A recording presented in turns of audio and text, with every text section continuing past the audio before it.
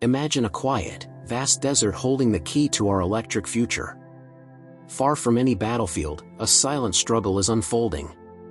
One that will determine who powers the next generation of vehicles. It's about global dominance. And the Lithium Triangle is its epicenter. The world is racing toward electric vehicles.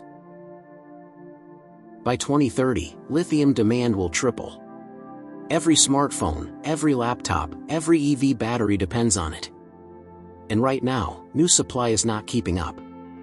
That means one thing: prices are about to rise. And they may stay high for years. 3 countries in South America, Chile, Argentina, and Bolivia hold over half the world's known lithium reserves. Together they form the Lithium Triangle. Most lithium is extracted from salt flats using brine evaporation, a slow, water-intensive process. And here's the critical point. China controls over 60% of global lithium refining capacity. China began investing in the Lithium Triangle over a decade ago. They secured mines, long-term contracts, and processing facilities. The United States recognized the vulnerability much later.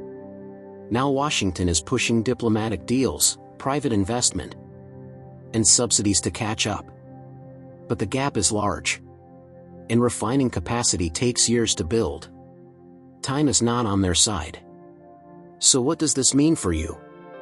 Your next phone battery, your next laptop, your next EV.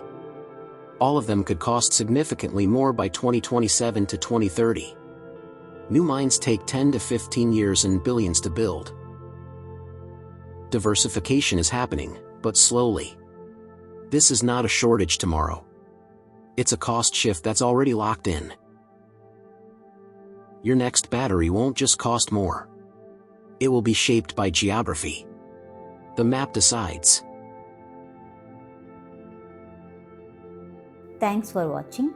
Please like and subscribe. For latest updates, please follow our channel.